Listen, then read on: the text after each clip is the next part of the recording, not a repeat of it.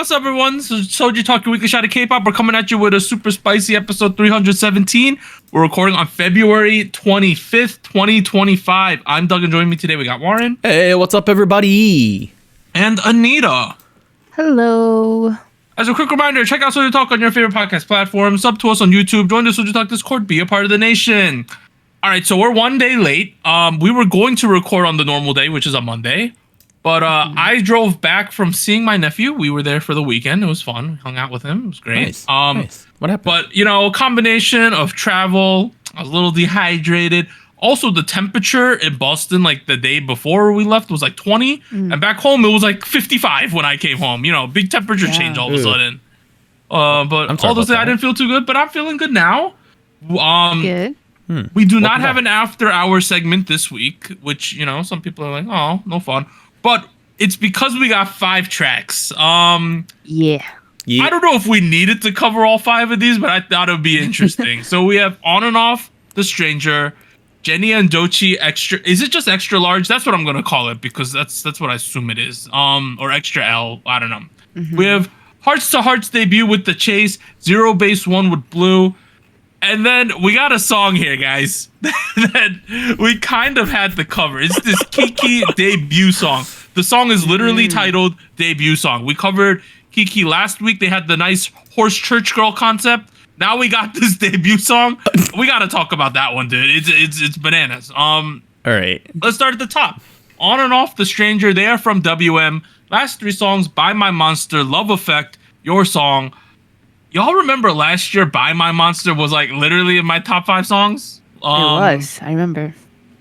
And it wasn't just me who enjoyed this song because I believe it is On and Off's best charting song ever as well. Wow. Okay. Did not know that. So there was that. I was not alone. No, it was their third. Oh, it was their 4th best chart. It was their best charting song since 2021. Okay. Take That being said, let me just like pivot so I don't look too stupid. They're at WM and WM only lets them release 1 song a year, it seems. So it is.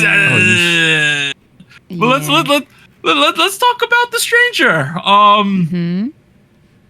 Hi.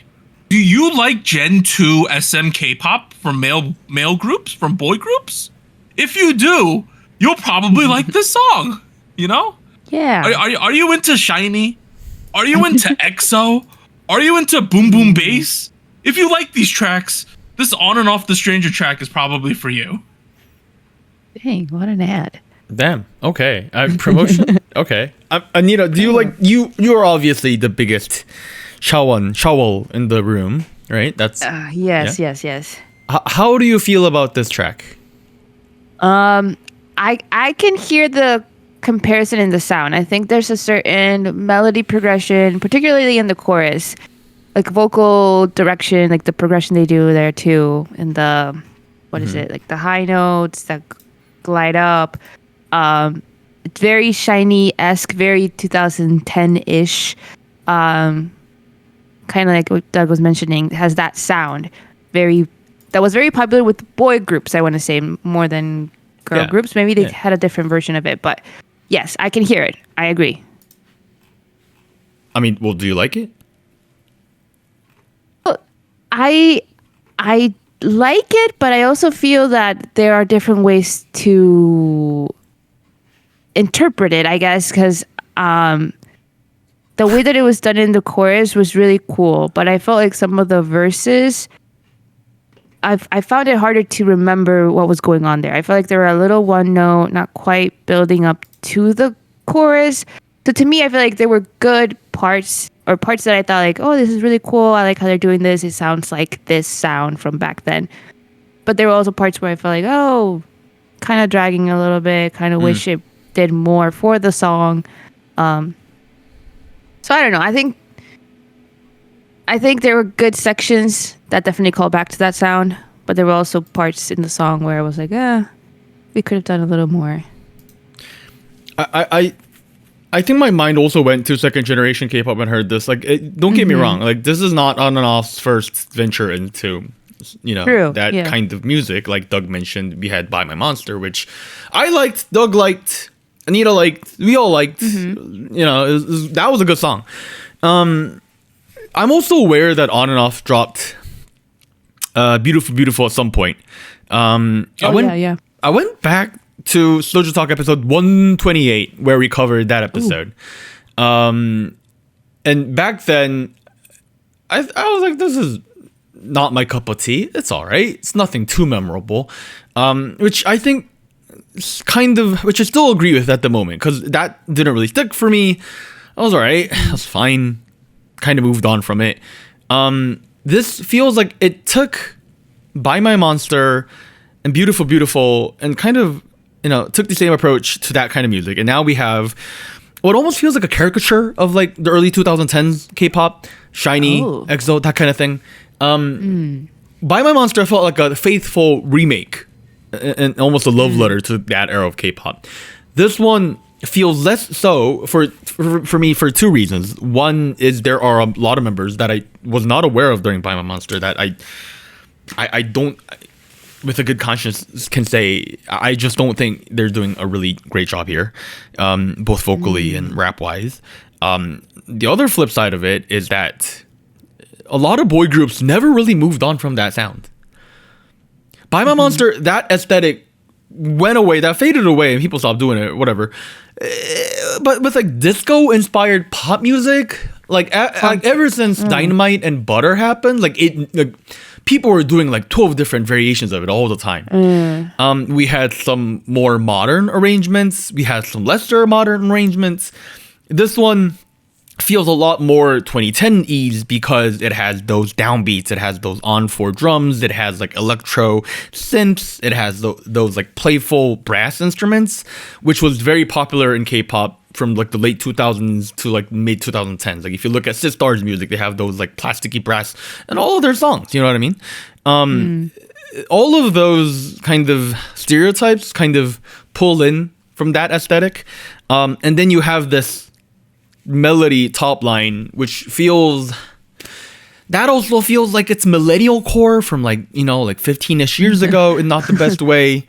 I don't know, man. It really feels like we took like the not great parts of funk and then we took the not great parts of disco inspired K-pop, kind of mashed it together in one song for me. So I don't know, like, here's my takeaway, right? I feel like if you enjoy this kind of music, like Doug mentioned, I guess it might work for you. But the truth be told, I also enjoy that kind of music, and it's just not working for me because I feel like it is not doing anything unique or new or fun or refreshing compared to those songs. You know what I mean? Okay. And I am very well aware that I am in the minority because I have seen people online praise this song. I like this song. I think it's fun. Okay, to be fair, another thing from back in the day, which this song captures perfectly, is like, I can't understand some parts. We don't lie. I can't prove. I have no clue what my man Wyatt is saying.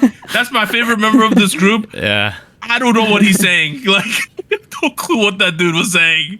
It kind of took me out. I was like, we don't lie. Improve. We got a couple of those. Okay, here's why. Like, I know that you said this might be like a caricature of some Gen 2 stuff, but this really just feels to me like a SM class of music, back in the day. This is like the SM guy group formula to the T. And for me, as someone who's a sucker for that kind of stuff, because for me that's my favorite era of music, I'm going to enjoy this song, right? Is it the best song ever? That's fair. No. Is it better than Buy My Monster for me? No. But can I have a good time? Yes. That's where I think I lie with this one. Yeah. Like, I don't think this is anywhere near Buy My Monster, because I thought that was hitting the moody Gen 2, Gen 3 type of music perfectly. I think it really hit home on that. This one's more just like, well, I listen to Boom Boom Bass and I like that bass line. We could do some Gen 2 elements, right? We could do some SHINee stuff. And even like the first guy who sings, like, okay, let's do a callback here. Junghyun's intro in in Sherlock, right? The I'll stop, right? That thing, right? Oh, they're like, can you do that one more time? That was a great impression. No, you got it one time. You could just rewind if you want to hear it. It was pretty good, wasn't it? But replay that one later. the first guy who sings in this on and off song does a lot of the ad libs, which like the delivery sounds just like a Junghyun type delivery. I was like, damn, it really sounds like him there. I could see your argument if you think like we should leave this in the past. I could completely see that. This song was made by Mono Tree, I believe.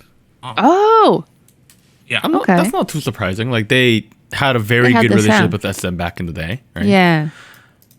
For like transparency, like I don't think we should leave this sound in the past. I just feel like we have had so many versions of this song that are all amazing to like terrible. That we're to like at this point, I have a good range. I think I have a very high standard of like songs that sound like this. You know what I mean?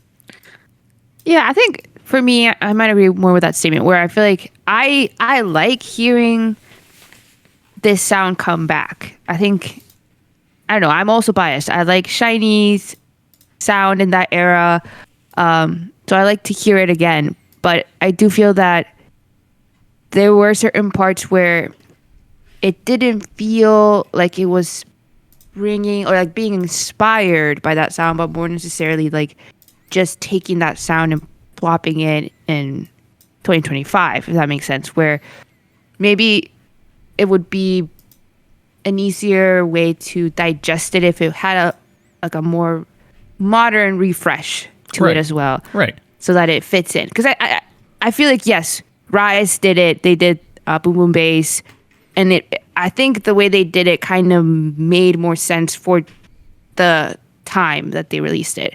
Yeah, where it was still like being inspired from that era, but also adding their own sound to it as a group, as Rise. Maybe On and Off could do that as well too.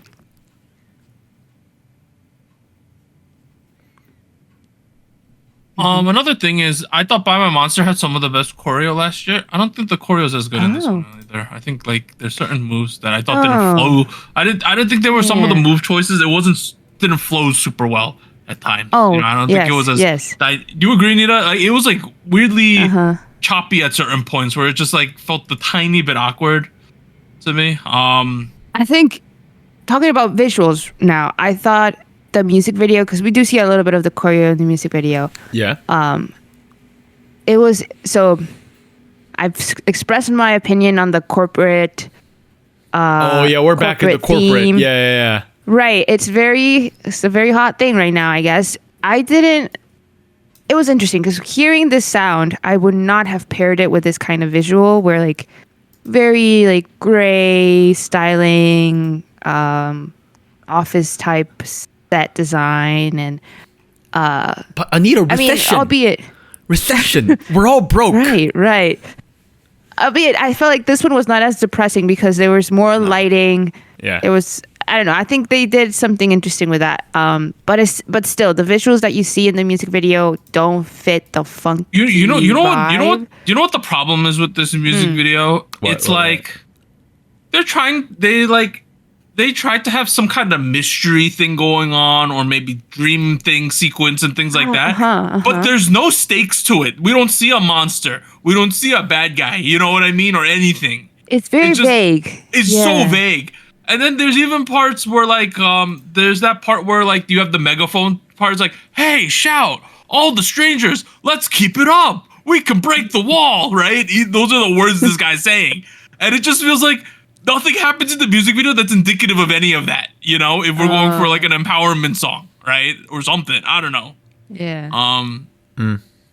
It just feels out of place because I feel like if we were gonna make some kind of really positivity upbeat song, we should have like a block party scene or something, instead of having like a mystery sleeping scene out of nowhere. It was interesting. Yeah.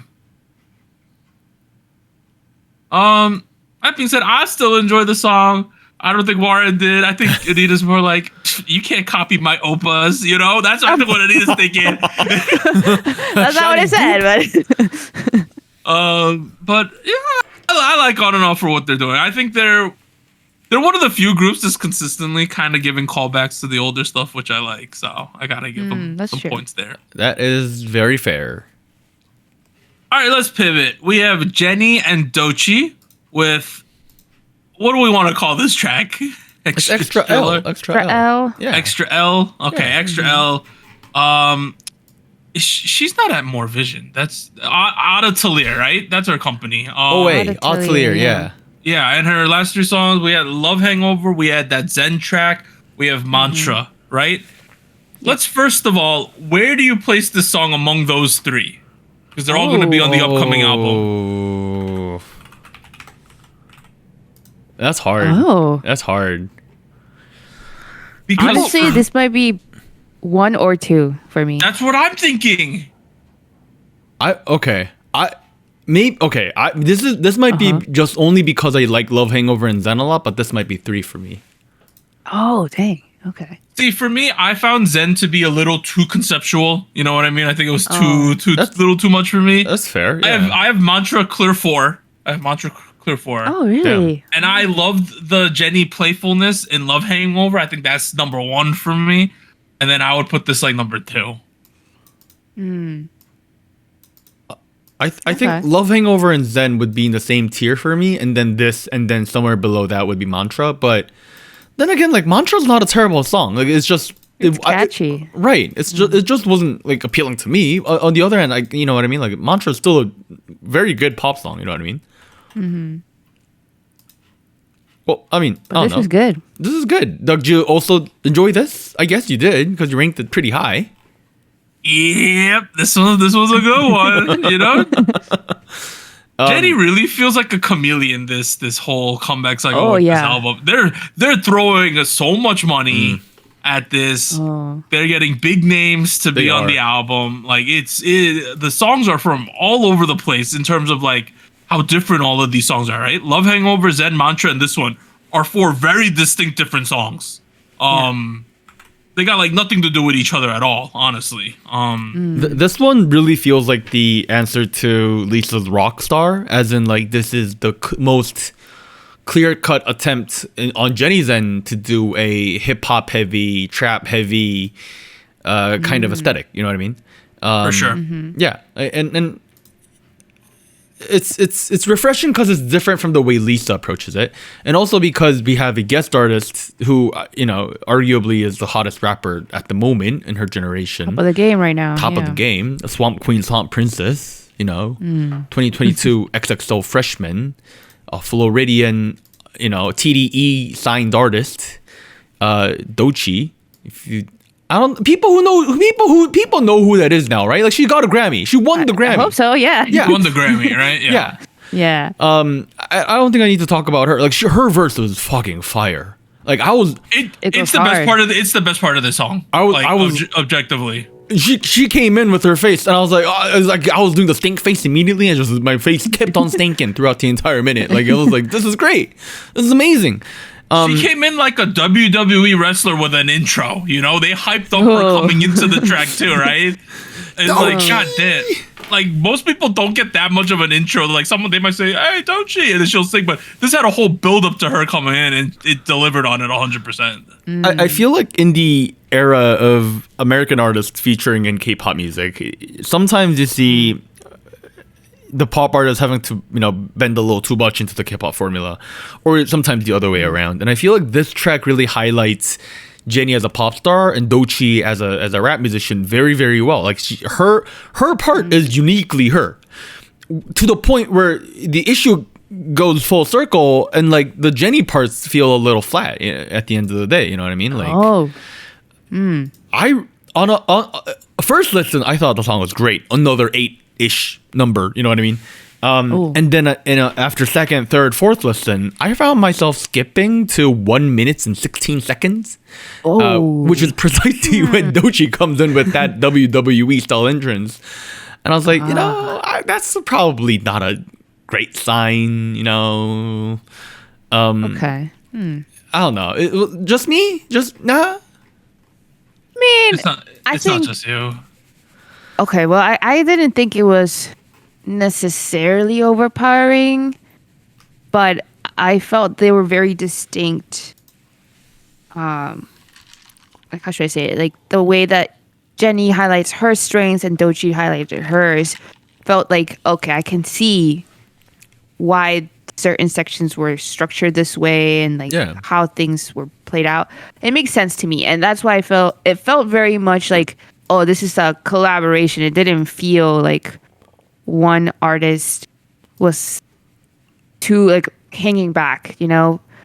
But I mean, it's hard because with this type of song, this beat, and also like the creative direction they took with this music video, it felt very Doechii. It felt very much like, I don't know. I think the outfits and like some of the theatrics of the music video felt like, oh, this seems very much in line with what I would expect with Doechii. So it felt like maybe it was leaning more towards that aesthetic. Like maybe that's why it felt a little stronger suited to her.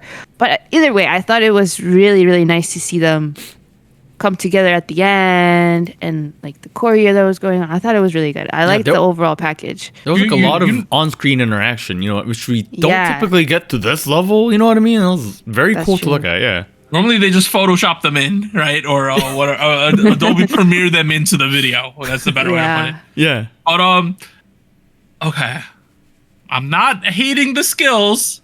I'm just saying an opinion, prefacing. Okay. I prefer the Jennie sing rapping sections much more than the straight rapping sections. Between the two Jennies. Yeah, in general. Like on this track, she like does rapping over like the heartbeat, the dun dun dun dun, right? She does a straight rap, and then we get to a more melodic section where she's sing rapping. Consistently for me, I think when she sing raps, it's much better. All right, you know? I mean, let's look at the first minute, right? Like she begins doing the normal rap, which is like the pop your shit, you know what I mean? Then she goes into later, she does like does that damn right, you know what I mean? Like it's so much better. It's so much better there. I think that's where Jennie's talent shines. Like she is, for all intents and purposes, she's a great rapper in K-pop. She stands nowhere a chance next to Doechii. You know what I mean? Like, also, I don't know who wrote that verse. Crappy verse. The flow is off, man. Like, it's not just me. It's not just me thinking that. No, it's not just you. Nah. That whole first verse after that build up, I was like, on a third, fourth listen, I was like, oh, it's just another pop your shit, you know what I mean? Which is fine. That's okay. But like, I complained about, you know, having Chinese derived songs for 10 years, and we have Migos derived flow for like the past 5. You know what I mean? You see what I'm getting at? You know? Okay. Triplets are fine. I'm not complaining about that too much, but I am, because it's not really helping Jennie. Doesn't really fit the song either, and flow doesn't just does not sound good. I don't know. There was a lot of scared of the dirts and wet t-shirts in the second part too. I was the biggest fan of that part.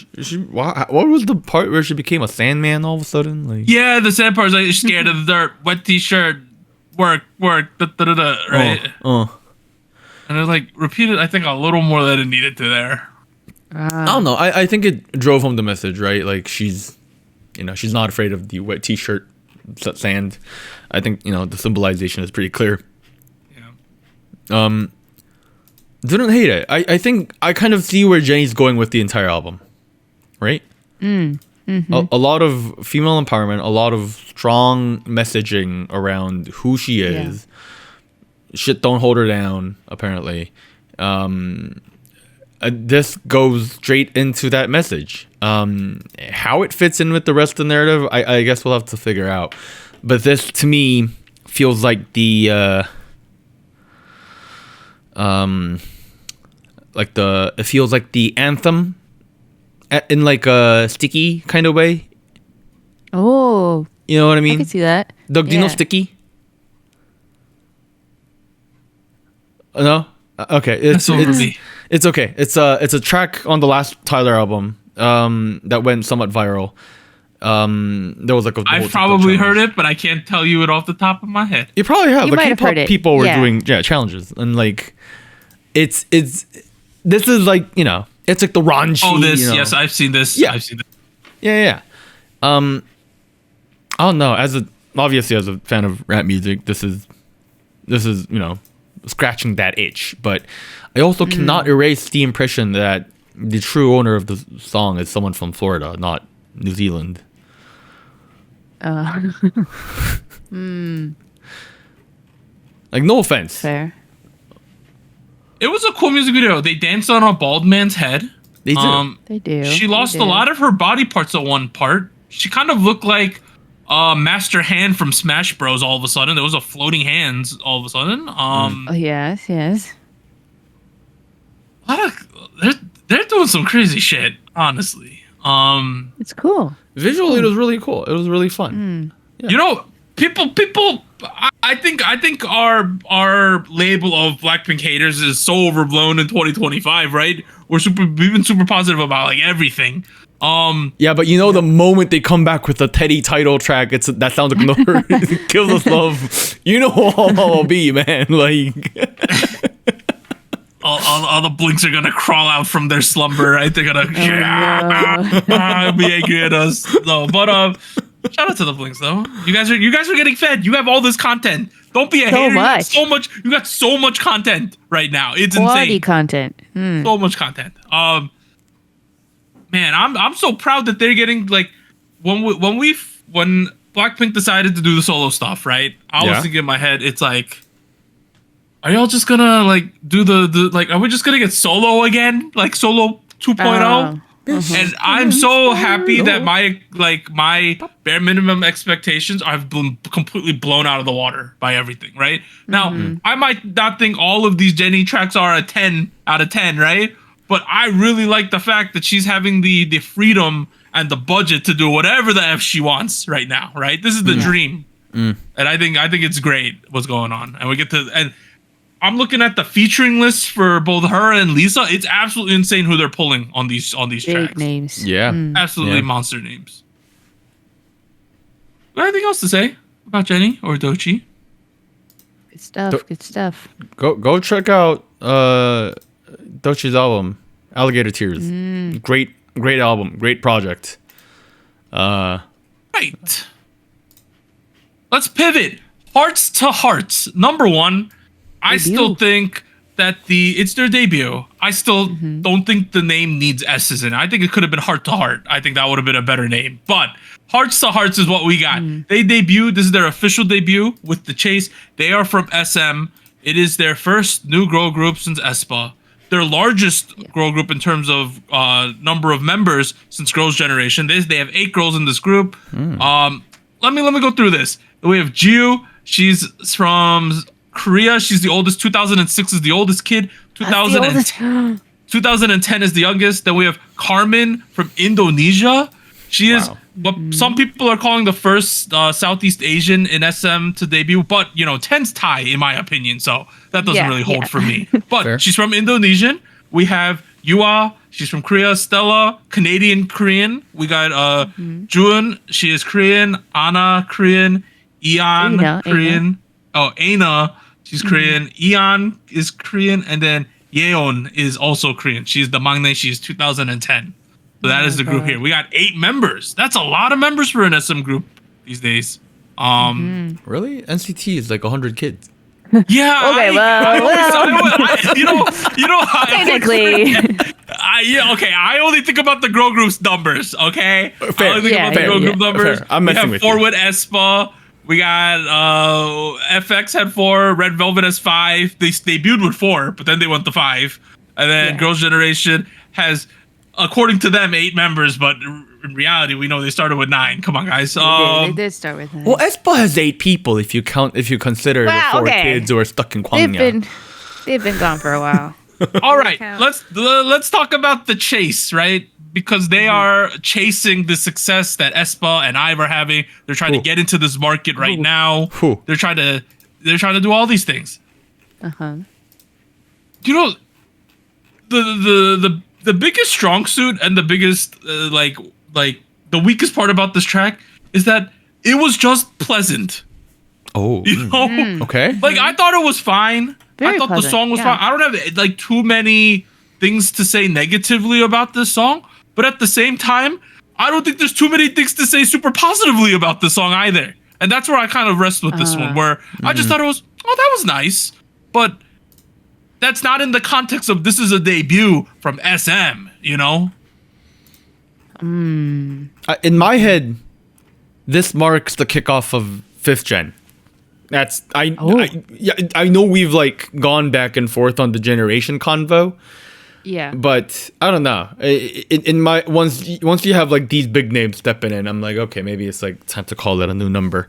So like obviously, kind of like Doug, I think my expectation for the level of impact this has is like, you know, pretty high and up there. But I don't know. I think the song was fine. The song was good. It's just, you know, kind of like Doug. I'm like, I was a little whelmed.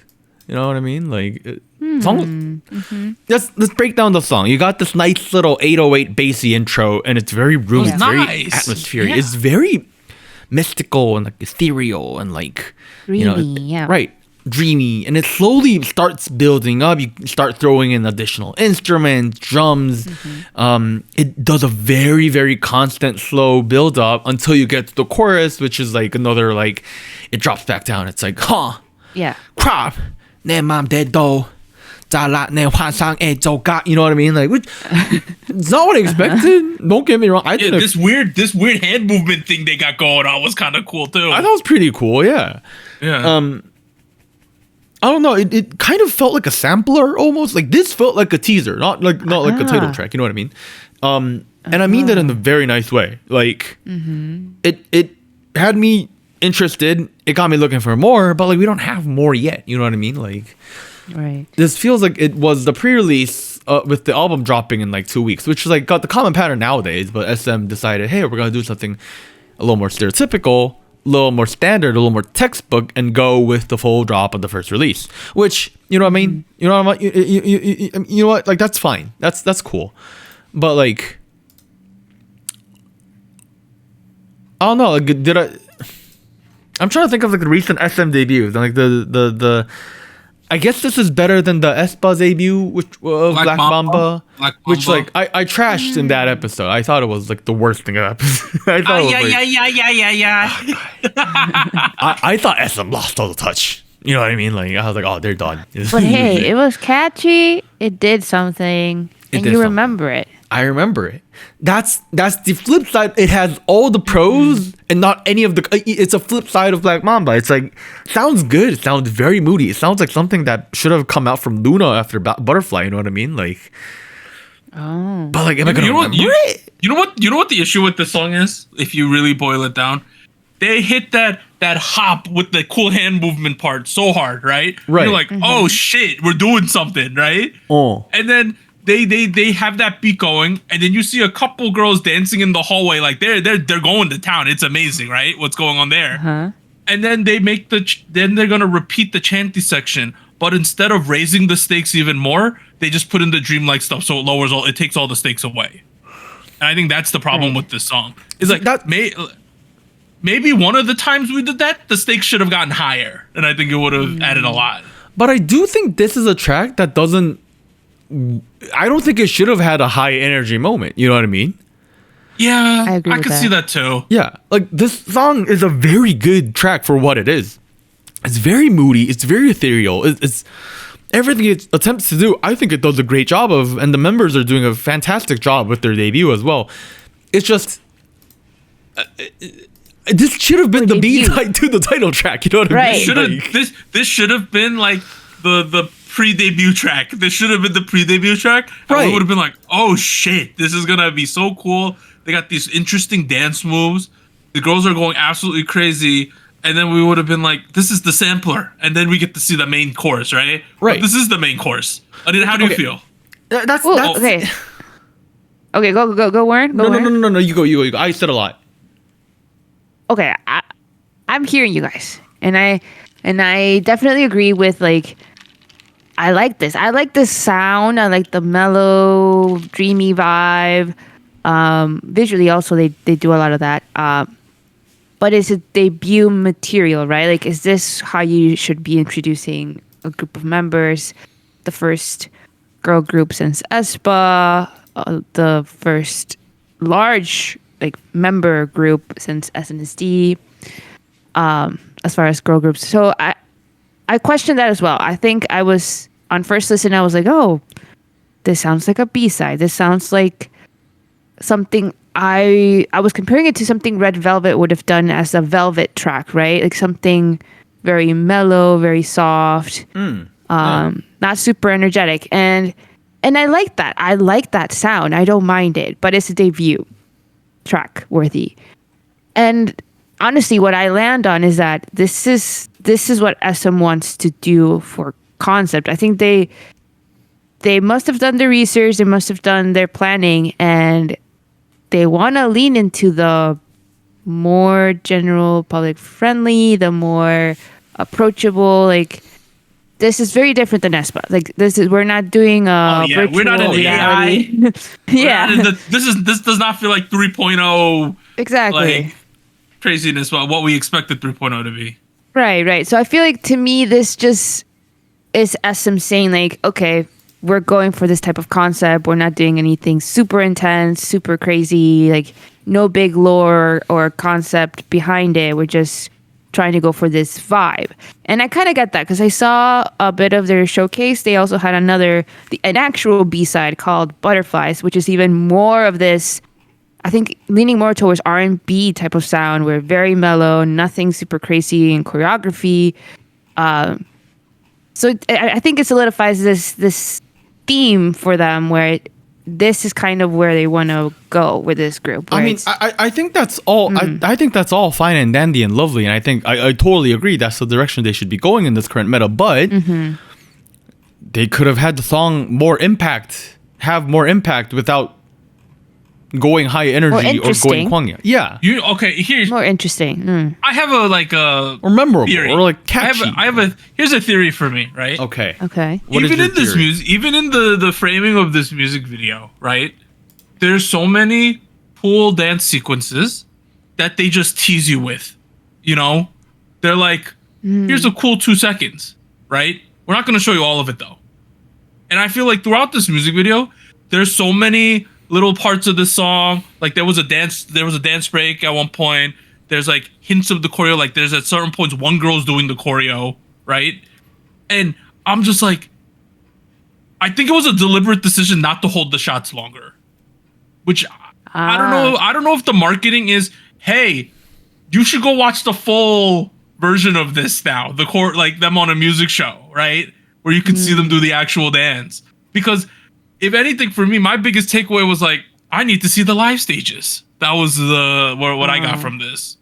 Because I was like, they have very interesting choreo that's like, it's impactful in a subtle way, right? It was like this move was like out of nowhere. I was like, what the F is this? I like whatever this is.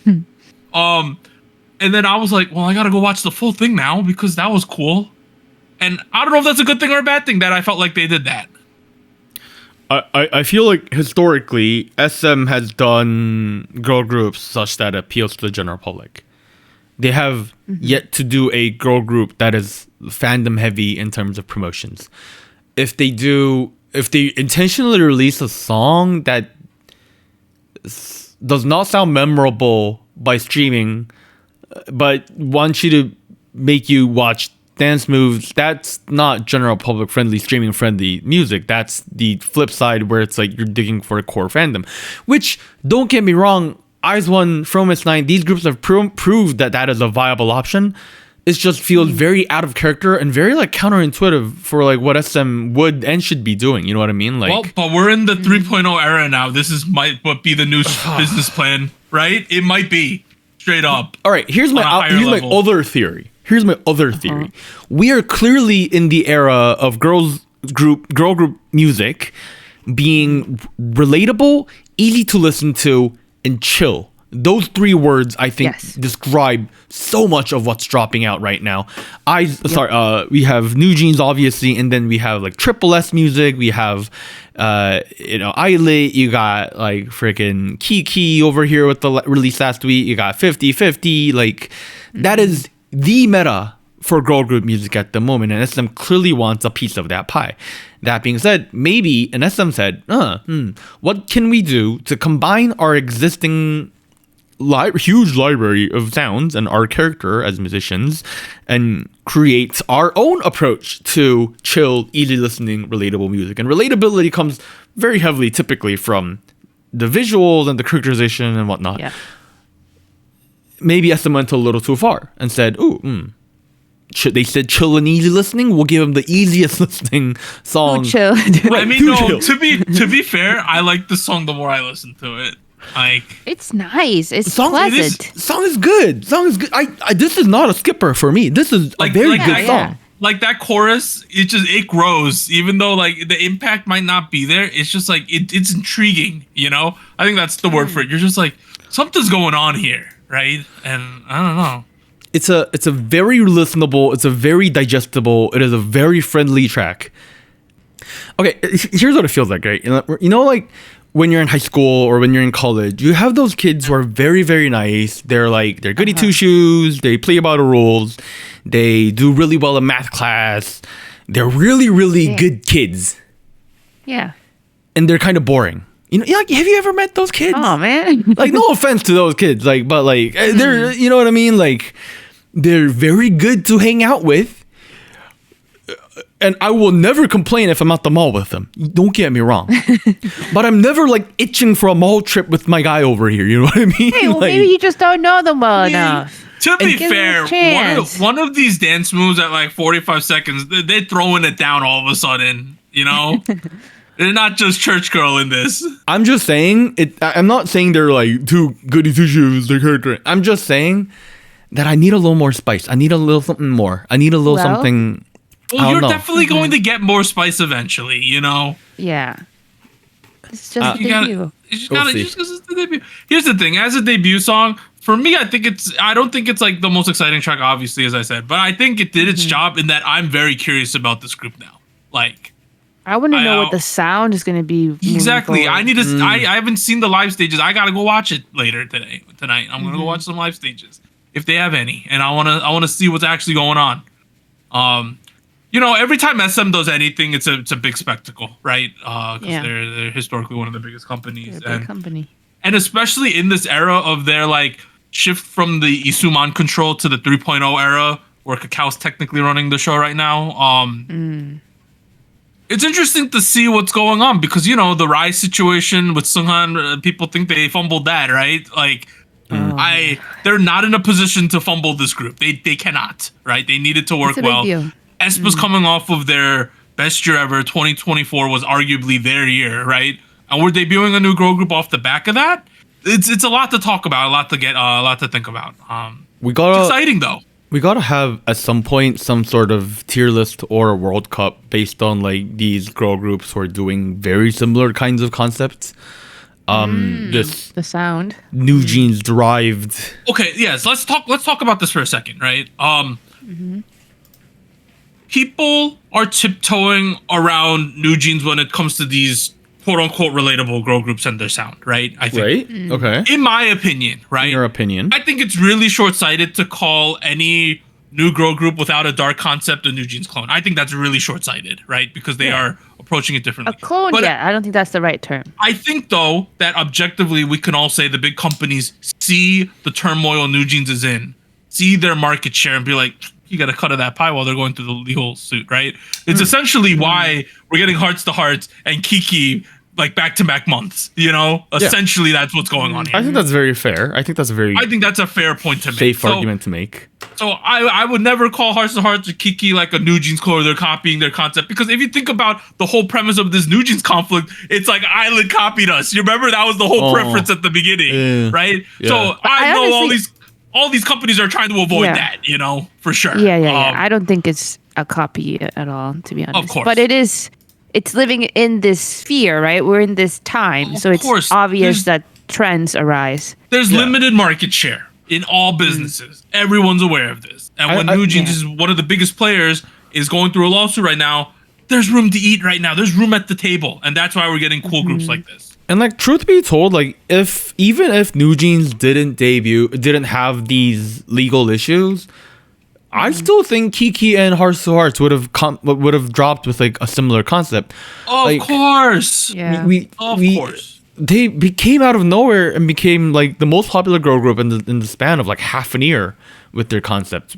And honestly, like, we only say that they are New Jeans derivatives, New Jeans copies because they did it first. This song sounds nothing like what, New Jeans was dropping in their last album. It's just visually and approach-wise, it is no longer a part of the previous meta, which is a clear contrast and a stark difference from, where we were 3 or so years ago. To the point where, like, groups that debuted with New Jeans have, their own thing, but groups that come after New Jeans are very clearly inspired by that kind of, you know what I mean? Can I make I want to say one more point before we wrap up this discussion, right? Okay. The funniest thing to me in all this, I had this thought one day when I was sitting late at night. I said, the funniest thing is that Islet sounds the least like New Jeans out of all of these groups. That's my take. And I think it's so funny because that was one of the big sticking points of the whole issue. Was it not that people were claiming that Islet was copying everything? But I think Islet's song is the most electronic-y out of all of these groups. And it's the most distinct comparatively. Maybe that's just my opinion on it. But I was thinking, like, musically, they sound like the least like New Jeans. I think where I have trouble making or agreeing or disagreeing with that argument or evaluation at all is, like, they got 2 songs. I mean, sure, they got more. They got B-sides. Don't get me wrong, but like evidence.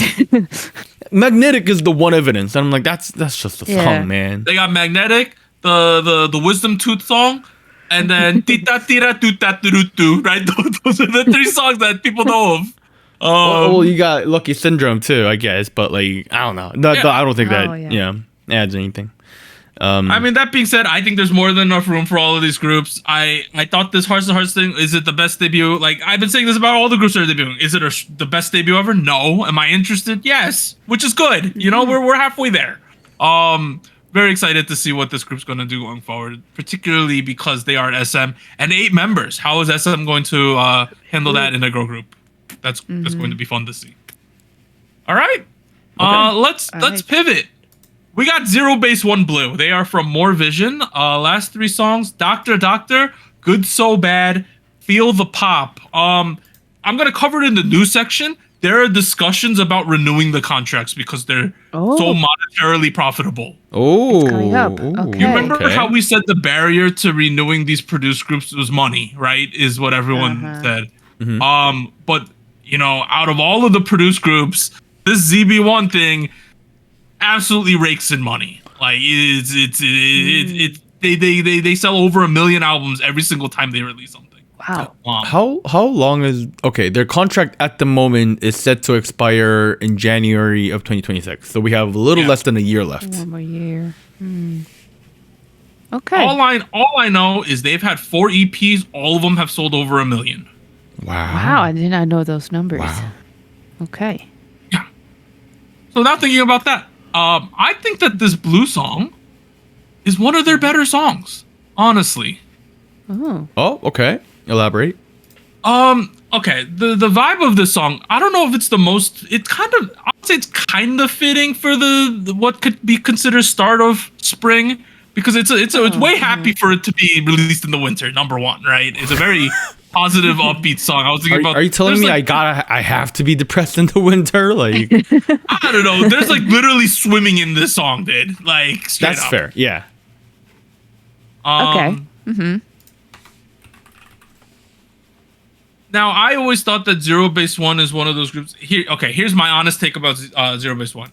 Their concept is essentially they're a fan servicey group because of the way they were formed, right? They were formed on Boys Planet, which is a very fan servicey song. A show where you vote for individuals because you like them. They do a lot of aegyo, they do fan service. And I think that's extended into their run as a group, especially in the way they film their music videos, right? Fair. For me, though, this package right here was less fan servicey than typically what we get for them because the song has enough legs to stand on its own, which I enjoy about this song. I thought the song itself is a very good song for them. It's upbeat. It has good dance sequences. I think it's solid overall. One thing I noticed about Zero Base One's title tracks every time they come back is that they are very, very trendy with their selection of sounds and like the genres they lean heavy into. Like they were very on top of the jungle stuff when they're debuting. I think that's kind of still true with Blue. You know what I mean? Like at the very core of the song, it still has a very pop heavy, alternative pop kind of sound and rhythms and like the top line. But like a big part of the song for me is the beat. It's got this nice glitchy ambient, almost Botanica of a sound, which Botanica's a genre I'm like really into at the moment. Like that kind of kicks that nick for me.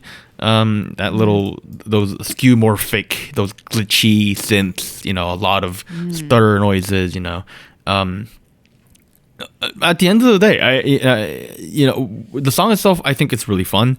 There are parts on the flip side. There are parts where I feel like the top line in particular was not really sitting well with the beat, if that makes any sense. Like there's a part, for example, near the end where they have they redo the downward melody. That thing, they do that downward melody thing. On a different part of the beat, which was has been used in the rest of the track for the melody or the chorus, and that part in particular didn't really work for me. It felt like those two, I see what they were trying to do, didn't really feel like it was working. But other than that, like it's fun, it's upbeat, it's refreshing.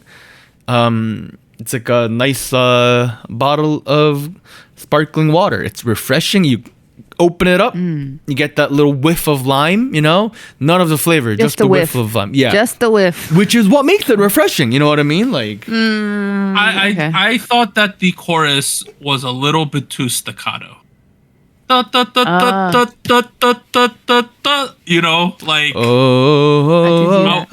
wasn't the biggest fan of that. Other than that, I didn't have too many big issues. How about you, Anita? Well, talking about the chorus, I don't know if it's an issue, but it's something that was bothering me while watching the music video, while listening to the track. So in the chorus, it's visually, it seems like there's one member in the front singing along with it, like mouthing along the words, right? Yeah. But when you hear it, and I'm seeing who's singing, it doesn't. To me, it didn't sound like that was the person who was singing, if that makes sense. So to me, I know what you mean. Right? So I felt like, okay, so it's not one person. It's probably like more than one, maybe 3 of them, 4 of them in the chorus. But the way it was recorded, I don't know how it was mixed or something, but it sounds like it's one person. So I don't know if they combined the vocals. I don't know if maybe I'm just... It's too cleaned up. It's too sterile. Maybe there's a part where like Ganuk or Jiung is singing and it doesn't sound like either of them, Right, right. Yeah. And it messes with my head because I feel like why, like I get that we're trying to be cohesive, right, in the sound and make things flow, but I don't think you need to clean it up so much that I can't tell who this is. That's bad. That is not a good sign. I mean, I thought it was just me not being able to tell these kids apart. Not gonna lie. Like, no.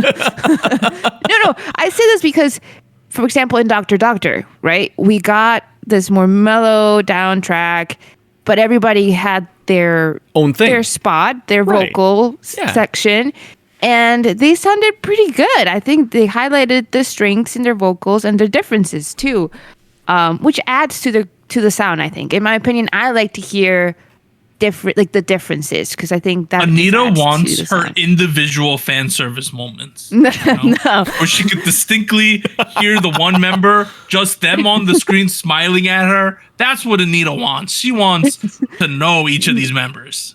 Well, not quite, but I don't know. I think what Warren was saying, it does give off a very clean feeling, and I don't know. I think visually, like thematically, like it was trying to be very much like, oh, let's escape this. Like there's this VR theme going on, right, and like escaping to this alternate reality. Ocean world, right? Yeah. So I think, I don't know, it felt a little odd visually and like sound wise, I felt like, oh, there's a bit of a disconnect with what I'm seeing. But I don't know. Maybe it was a choice to, I don't know, make it more cohesive. I think that's that. I think that's a problem. I just stopped talking about it on the show. Like a lot of these K-pop songs sound a little too cleaned up in my head. Where a lot of these cases I can't really. Honestly, truth be told, I don't know if it's because I don't know these members too well, or maybe it's because they cleaned it up to the point where you can't really tell them apart. I don't know. In my head, I was blaming myself because I don't know these kids too well. But then again, I could tell in Doctor. Right. So yeah. I don't know, man. Yeah, I don't know. Yeah. The song's good though. I like this one. It's nice. Song's good. It's very fun. Yeah. Little things that I think, oh, maybe we didn't have to polish it out too much. Because I don't know. I think it's nice to hear the individual voices a bit more. Oh, touch the sky. Or touch the clouds with it. Touch the clouds. What? That's the lyrics. Oh. Touch the clouds. Right. Yeah, I feel like ZB1 is and there are people backing them. I think it's like CJ and More Vision or whoever else. They got the game plan down though. They know what they're doing, clearly. Yeah. Oh yeah. They're like, okay, we're gonna cater to the fans of each of these members. We know what we're doing here. Everyone we gotta get some nice close-up shots. We're gonna give them lines so everyone can get some fan time here. And we could all have our fan calls back to back to back. Essentially, this is how they do it. No, it's working though. Million per EP, right? Like, can't argue with that. Here's the thing. If you want to get into Zero Base One, I wouldn't stop you. Their stuff is really good. I'm enjoying what I'm hearing. I like stuff. Yeah, no, it's good. No, they're good for sure. Maybe it's just me. I don't know. I remember like a while ago we did. I think the song was called "Pop It" or some shit. Feel the pop. Yeah, Feel the pop. Yeah, everyone hated it. I was like, this isn't too bad. It's pop. Okay, yeah. I think. Well, at least my displeasure was it was the most fan servicey of their songs. Oh, too much. Okay, I mean, too much. I tend to just ignore that because like I know I'm not the audience for that. Like, yeah, okay. I every time I watch a Zero Base One music video, I also have to overlook like the acting because like the acting is like looking into the camera. And everyone has to smile at him. You know what I mean? Like it's so. I'm not gonna say artificial, but it's like. They plan this, right? Like it's like this is a straight up acting music video, which music videos are acting anyway, but it feels like in Zero Base One, it feels like we must stick to the goddamn plan here, Ricky. You're gonna smile at Gunuk when he looks at the camera, okay? That's what it feels like a little bit. But that being said, I think it's a super polished package. Maybe they polished it so much that the music also becomes a little too polished, though. I think that's what we're trying to say.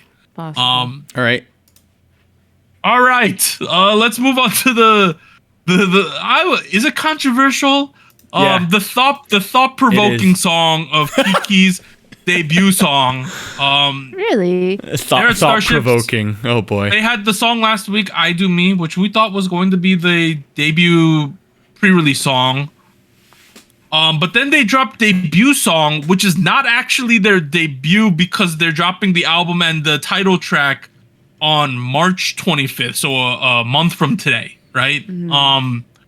But they decided to drop debut song, which is what kind of song is this, Warren? What is this? Trap, degenerate trap, trash can trap music, and I mean that in the best way possible. I'll explain, but like. If you, I don't know, like, do you guys remember, like, early on in our run as a podcast, I used to praise Uneducated Kids, Zenny Dozilla? Yes. Like, look, yes. If you're not familiar with these two kids, if you hear the name Uneducated Kid and Zenny Dozilla, like, what comes into mind? You can't expect sophisticated music out of these kids. You know what I mean? Like, that's the kind of vibe I'm getting with this. It's got a very cool flute sample beat with a trap drum, and then you got these 5 kids rapping with like a lot of autotune and choruses, and like it's, I don't know. I think you either love it or hate it. No in between. You know what I mean? Oh. Well, how do you feel about it, Doug? Are you a love it guy or are you a hate it guy? Hater. Well, okay. It's bad, right? Okay. It's bad. So not loving it. Okay. But okay, there's a but. There's something about this track that's kind of interesting. I don't know what it is. Like, I think there's a charm to it. There's a charm to it. Yeah. There's a charm to it, yeah. This is as close as we're gonna get to Korea invading London, dude, because they're throwing everything. I feel bad for the people of London who had to listen to a girl scream out of a window, "Chuk debut chukapina," you know. No, they're 데뷔했어, mom. Okay, I'm gonna be a proponent of the song today.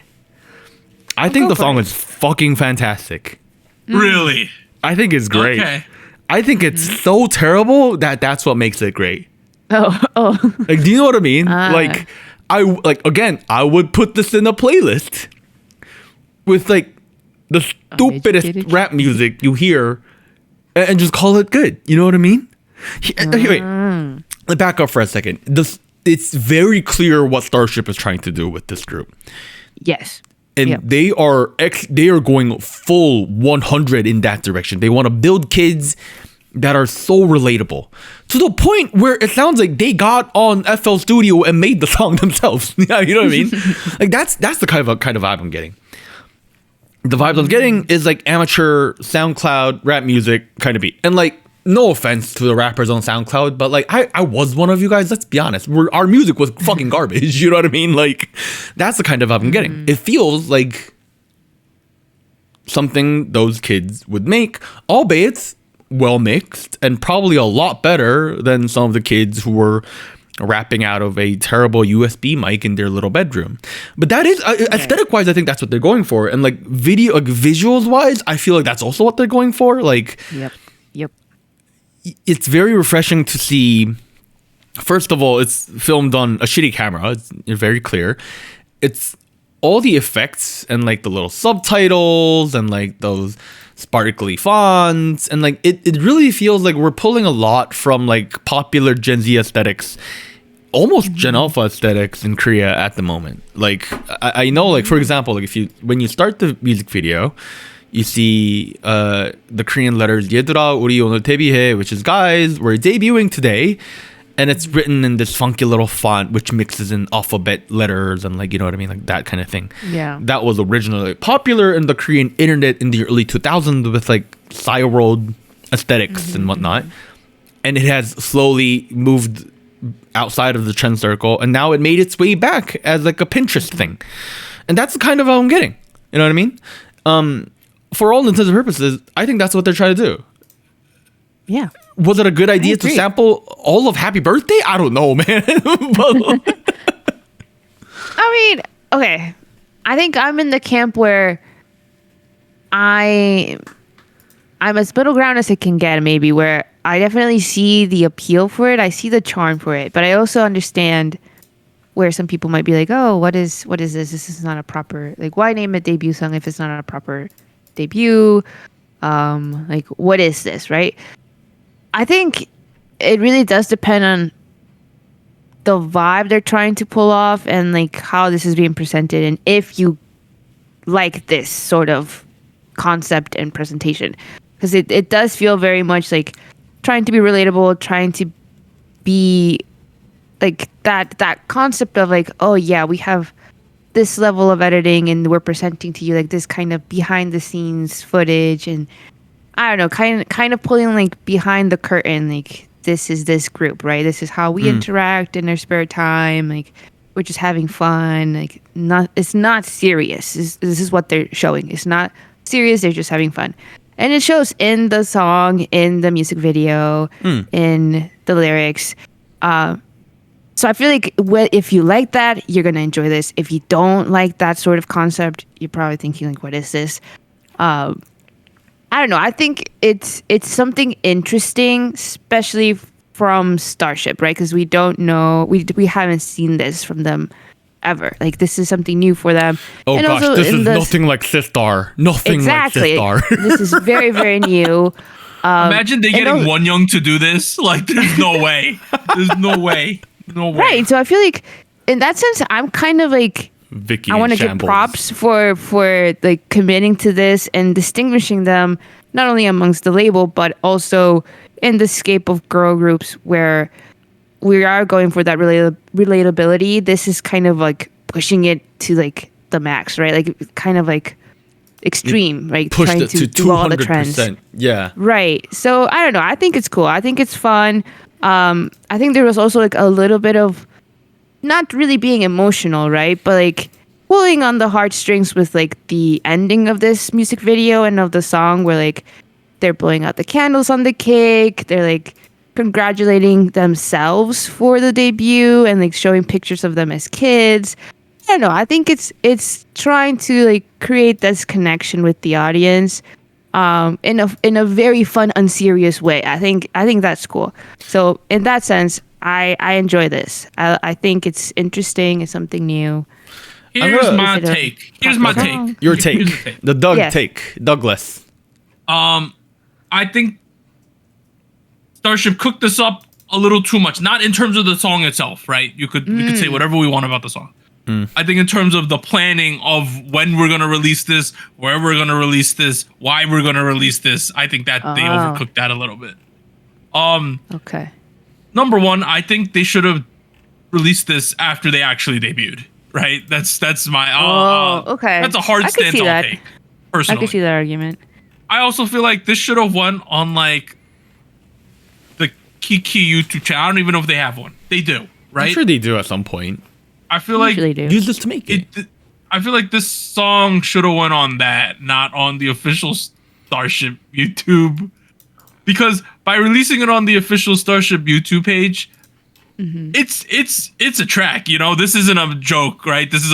They want the world to see this, right? It's not an inside joke. It's a worldwide joke. Yeah, right? This is a real song. I don't know how I feel about that. The reason or the logic behind that, I don't know. I think it's here's the thing. It is viral marketing. I 100% understand that. I understand why they there did are eyes right? on it, yes. There's definitely eyes on it. People are talking about them. But this actual debut song better be a banger now. You know, we got some balls to release this debut song track a month before the actual debut. Here's another layer to this. Like, I'll bet it. I have a very corporate job, but I also work as a designer at a very corporate job. The amount of persuasion and convincing that had to be done in the meeting rooms and the conference rooms to get all of this to line up perfectly. Bro, again, look at KiiiKiii.kr. They intentionally built a fucking terrible, shitty website so that it lines up with the aesthetic. Minijin could do what Minijin could do because her name is very big and, like, you know what I mean? Like, she had a lot of credibility within Adore at the time. Whoever is doing the executive production behind these kids and is the main creative, force is pulling a lot of strings to pull this shit together, and that in itself is wildly impressive. It is wildly impressive because I know the guys coming up with this aesthetic is like they're people in their mid to late 20s all the way up to early 40s, and like I personally think what's happening is very refreshing. It's I no idea if it aligns with how someone born in 2010 would think, because my friendship line ends up at I think my youngest friend is 2004 or 5 or some shit. Same. I will be showing that person this video and seeing what they think. Albeit, do you relate to this? Think about this as well. They stay in the meeting. They said, we need a couple $100K. We're gonna go to New Zealand to film the pre-debut track, right? The music video. And the people were like, yeah, okay, that makes sense, right? We're gonna do a pre-debut track a month before the debut. Should be pretty high budget. Let's go to New Zealand, make a beautiful music video. Cool. I really hope the main debut track, it better also be in London, right? Imagine they convince the company to fly everyone to London to film this no track. way. I don't think The main track better be in London. If it's not, it's so absolutely hilarious. That'd be so funny. That someone convinced them to spend that much money to fly the whole team, the members, the managers, the coordinators to England to film this track by itself. That's insane. It's like 6 figures plus minimum, right? Like, I wonder how that's working. They just taking this many people. There's 5 members. There's probably 15 staff with them. It's like $250K minimum, to go do that. I really wonder. I think the song isn't gonna work for everybody. right. You know what I mean? Like it fucking freaking samples "Happy Birthday." Like it's not gonna work for everybody. People are gonna look at the music video and be like, "What the fuck is this shit? It's not professional. It's not put together." But I think, for what it's worth, they decided to be very creative with it, and I can't just ignore that. You know what I mean? I just simply can't. And the fact that they committed this far to it, that's crazy, man. Now, who's one of who made this song? Because we didn't get to that part, because there's some ad libs in this song that sounds like a particular female rapper, I thought. Well, okay, the rapper slash producer, Gold Buddha with 2 U's, the older brother of the a bit more famous Lil Cherry, said on his Instagram that he produced this track. And you know what? It fucking sounds like it. That makes sense. That checks out. Right, it checks out. It is that aesthetic. And for like what it's worth, like this, I think lines up a little better with the rest of the aesthetic that they're pushing out right now on their social media and like marketing materials and stuff. But like on the flip side of all this, I'm not gonna go ahead and say the song's perfect. You know what I mean? Like even I can recognize that they try to have a rap heavy song with like, some pretty crappy rap verses, and I don't mind the autotune. Like that is all a part of this aesthetic of being terrible to the point where it's really good. But like on a just face value, like I think Kia is the name of the guy of the girl who's doing Mission Impossible, Kim Possible, that line there. That part should have been, if that part was fucking nailed, like this could have been an 8 or a 9 with me. I don't know, man. Like, oh dang, yeah, like that where it was. Remember like New Jeans by New Jeans? Yeah. This felt like that sort of a song. It doesn't really feel like a full song, but more so like a sampler, an intro, an introduction to these kids, which makes sense. This is the first track on the album. I Do Me, I think, is a teaser, and this is the proper characterization of who KiiKiii is going to be. So my prediction, if I had to make one, is that the title track, which is called Groundwork, is going to be a little bit closer to this aesthetic than what we had with I Do Me. But when have you ever had a song called Groundwork? They should be the anti-consumerism group. Like, let them do their own makeup, whatever. They go thrifting for the costumes. It would be a cool concept, wouldn't it? It could happen. Like, yeah, it could happen. I could see That's that. what They could just be the scuffed group, and it'd be funny, I think. And you know what? Bring your flute with you that you don't know how to play. Just bring it. And like every new EP, one of the members hand draws the album cover, and that's just what we're going with. Could you imagine? No.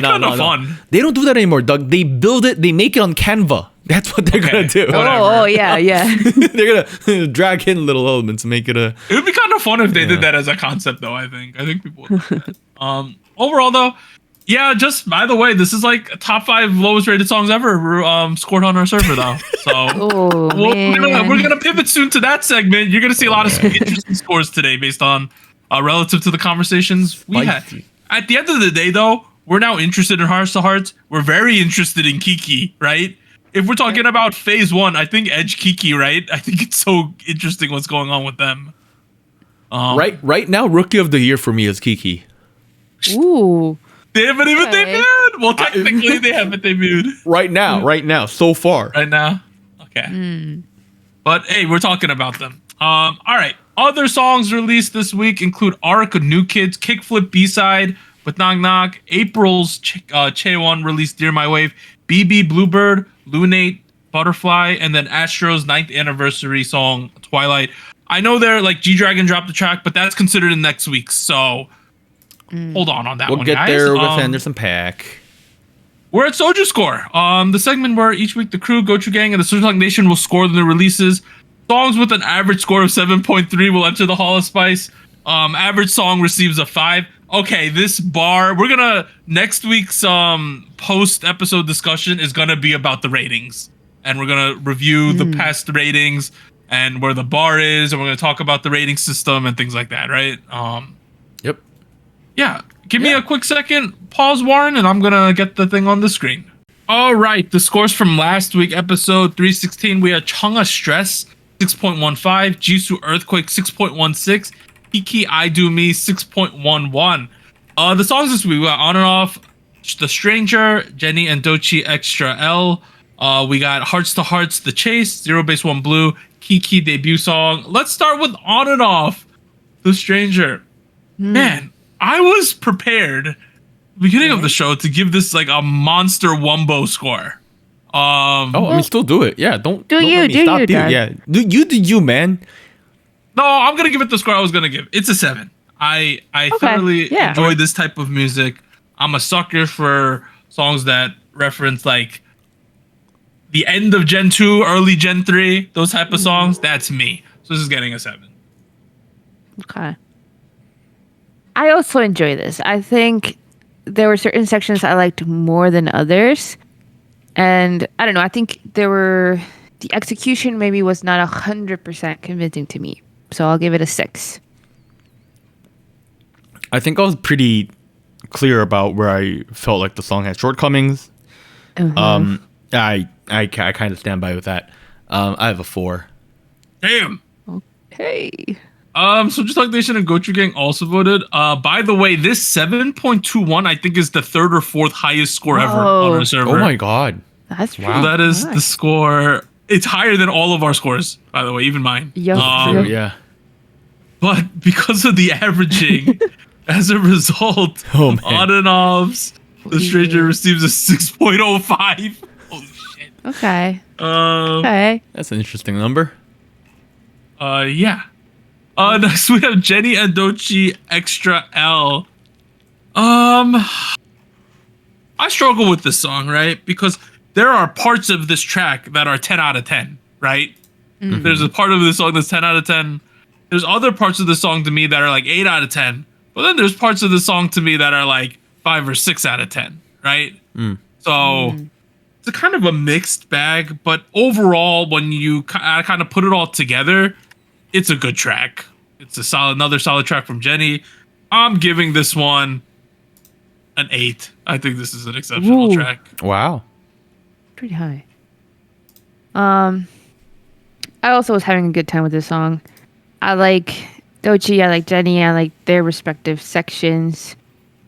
The one thing, and I guess I'm being picky about it, it felt very short. I kind of wished we could have done a little more, especially since this is such a big project, big names. So it's a 7. I thought you were building up to say it's a 5 or some shit, the way you said it. I thought it was, like it. Yeah. Okay. Now that's gonna make me feel like an asshole because I thought it was great. I thought it was fine. Yes, it didn't make Jennie great. And I think she was a little underwhelming and probably the weakest link of the song. But I still liked the song. I had fun with it. Right. I have a 7. There. Yeah. Right, there you go. What do we need? Okay. 7.3. What? Doug, tell me what do they have? So just like they should have Doechii voted, and they gave Jennie and Doechii ExtraL 6.2. We're nowhere close. Oh my god! As a result, it received a 7.05. Oh my god! Okay. It keeps happening. Man, so close on the verge of greatness. We might have to lower this bar to 7, right? It feels like we're leading that way. We can't do that because the moment we do that, all the Jennie songs are gonna make it into the Hall of Fame. People are gonna be like, "Oh, you Jennie fans." Next, we got ZEROBASEONE with Blue. This is one of my. This is a above average ZEROBASEONE song. It has a lot of things you like. I thought, as I said previously, I thought the chorus was a little bit staccato. We also expressed that we thought the mixing was a little too clean, right? They buffed it out a little bit too much. But overall, it's a good song from them. I got a 7 for this one. Oh man, I feel bad now because I have the same criticism for this. The chorus and maybe a little too polished in that end. So I give it a 6. Yeah, I don't know what's wrong with you. I have the same commentary and I have a 7. Well, SojuTalk Gochu Gang also voted. They gave it a 7.04. Oh dang! Anita, Okay. What do you want, Anita? What do you want? Sorry. 6.76 is what ZEROBASEONE Blue is going to receive. God damn it, Anita. Even if Anita gave it a 7, it doesn't make it in anyway, right? No, so yeah, there you go. It's fun to make fun of Anita. Next we got Hearts2Hearts, The Chase. This is the song where next week I'm going to say it's my favorite song ever. I already know. Well, I mean, it's not next week yet, so. I already know. What about now? What about But if now? I'm taking it at face value, it's a 6, honestly. Oh. It's a good song. I also was between two numbers, right? I think honestly though, even now, I would recommend this song just because it's a nice track. I like the sound. So 7. I'm gonna give it a 7. Yep. I think we had a very lengthy conversation about how fitting this is as a title track or not. But truth be told, I still think it's good. It is a track I leave where like there should have been an it moment and that never really happened. Right. Like for attention, there was the attention. You know what I mean? Like that sort of thing. That missing link is what brings this track down from a 7 to a 6 for me. Okay. There. All right. SojuTalk Nation and Gochu Gang also voted. They gave Hearts2Hearts, The Chase, a 6.57. So in between, it makes sense. Around the same. As a result, it receives a 6.39. Okay. Hey, we had 4 good songs this week. On paper. These are all good numbers. Yeah. Finally, we have KiiiKiii with debut song. Let's do something fun today. I'm gonna drop SojuTalk Nation Gochu Gang score first, so you could see what the score is. Okay. Right? Okay. You guys, you want to see the score? 3, 2, 1. 3.48. Oh man. boy. It is Did not think it was that low. one of the lowest scores ever given out on our server. Wow. Wow. Okay. I think it's in the top 10 lowest. Okay. That's All right. that's bad, right? It's not a great reflection. Oh yeah, it's the second to lowest, I believe. Yeah. What is the worst rated song on the show, Doug? Super Junior D&E Go High. Oh, I don't think we even covered that song. No. we But didn't. the lowest song of a track you'll recognize, Baby Monster Click Clack, got a 3.39. Oh, okay. So this is the third lowest on the server, I believe. Okay. Okay. All right. Well, here we are with KiiiKiii. Why don't we go in reverse order? I have a 7. Damn. Oh, Damn. I think the aesthetic was very clear. I think creatively it knew what it was. I think it knew what it wanted to do. It was very committed. I have to applaud this committedness to this direction. And you know what? I didn't hate it. I thought it was the trolliest, truly stupidest shit I've in K-pop that I will hear this year. And I mean that again as a huge compliment, because like it's not easy being the troll in the room. You know what I mean? Like there you go. okay. Did me now? Yeah.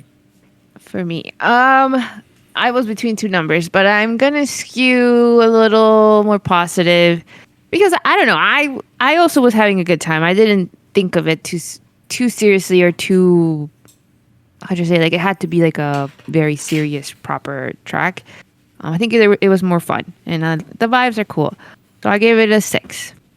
Man, Anita, this could have been your chance to debut a 2 No, I or a don't 3. hate the song. Okay, Yeah. that's fair. I actually think that the redeeming quality of this track is the happy birthday sample or whatever we're calling it. I like that part, Baby Juke. Okay. I like that part. I think the rap is bad, objectively, for me. Is bad. Sorry. And this song is not a bad that it's good track for me. It's not great. Like, oh man, just falls flat. Now, would I skip it? I'm in between a 3 or a 4, guys. I'm gonna be honest with y'all. You know, talking about the context and how I think that they're going a little bit too far with this quirky concept that they got going on. I'm gonna give it a 4. Like, I don't think it was the worst thing I've ever heard in my life, but I was just like, really? That's the kind of feeling I felt, you know, when I was listening to this. And that's fair. That being said, I'm excited for KiiiKiii. I'm just not excited for this. We're curious. I personally wouldn't complain if you got bored of this, but like, I'm looking at the Discord. The the mode, which is the most common number rating it got, was a 2. Yep. Ooh. And we had 110. Someone gave it a 10. Someone gave it a 10? They think it's a top. They think it's a top 5 best K-pop song of all time. Is what? Wow. You know what? From a certain scale, it could be. But as a result, he got a 5.12 because of you guys' inflated ass scores. It's an average song apparently. Damn, this is an average song. This is what average K-pop sounds like. That's ridiculous. All right, so the scores this week are On and Off the Stranger 6.05, Jennie and Doechii ExtraL 7.05, ZEROBASEONE Blue 6.76, Hearts2Hearts The Chase 6.39, KiiiKiii debut song 5.12. Finally, we're at show winners. Anita, hit us with them. All right, first off, we got IVE with Rebel Heart. They won in Show Music Core, adding up to 11 wins so far with that one. And then we have IVE again with Attitude. They won on Inkigayo, 3 wins with that comeback. Then we have Jennie with Love Hangover, first win on M Countdown. And then Even with Hot Mess, also one win on Music Bank. Think about IVE. They've won 14 music shows with this cycle, and they're gonna win more with Attitude. People think now. They're not. Yeah, they're not stopping anytime soon. That's crazy. That's the IVE number. Yeah, they're just absolutely killing it. And the funny thing is, they're like in the middle of promotions. Anyujin was spotted in Portugal yesterday, filming the arcade show. Like, he's literally in Portugal right now. So that's something. All right, that is part 1. So just like episode 317. We'll be back after the break with some news and events. Boom.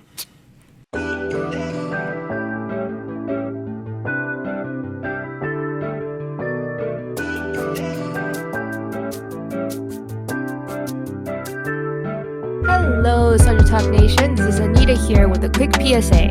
If you would like to support SojuTalk Kpop Podcast, please like, subscribe, or follow us on whatever platform you're using. And consider joining our Patreon at patreon.com/SojuTalk or donating to us at paypal.me/SojuTalk. On behalf of the crew and myself, thank you. Now back to our regularly scheduled episode.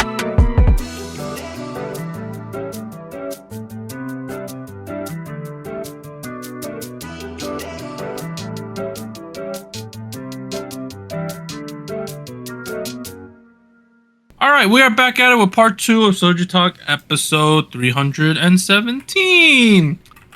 Okay, we got some news and events. None of it's too big. The biggest one's on the screen right now.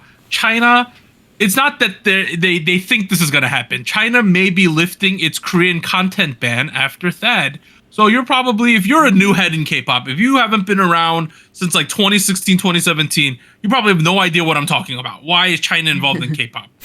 So to sum it up the best way possible, basically, back in like 2016, the United States and Korea was working on like a missile defense system together, right? It was called the Terminal High Altitude Area Defense, also known as THAAD, back in the day. And because China was not happy about that, they soft banned all Korean content in China, including like K-dramas, K-pop itself, things like that. So politics leaking into K-pop, more or less, right? It seems that China might be removing this ban, and you're probably asking why now.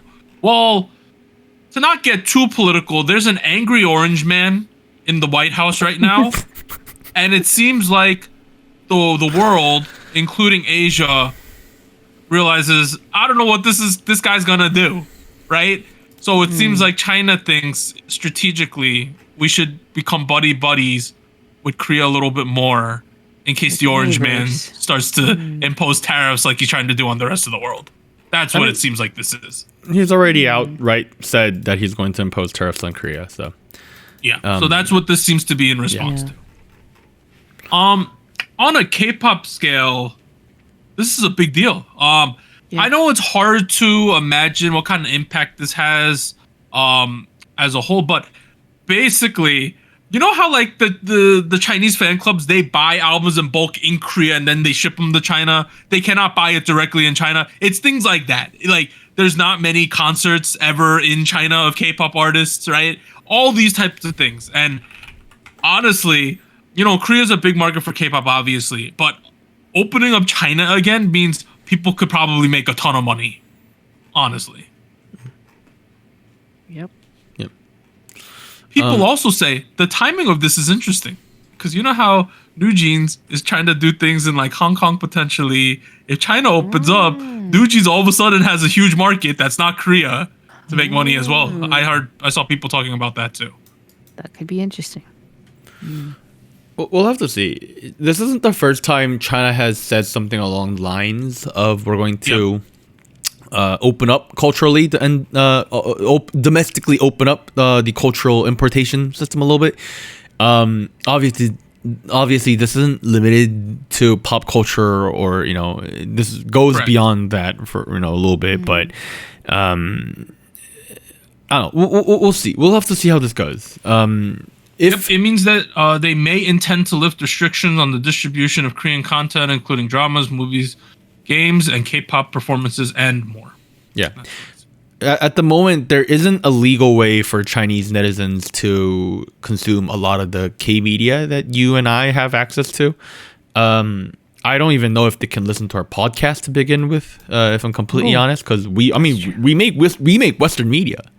You know what I mean? Yes. So obviously, I don't know too much of the details there, but it is a very widely believed belief that SM kind of pulled out of their Chinese marketing a lot once this started happening. It was the biggest obstacle from what's their name, the NCT China section. Wavy, yeah. It was like it's what made that whole situation awkward with like Wavy versus like NCT and all that. It's, I don't know.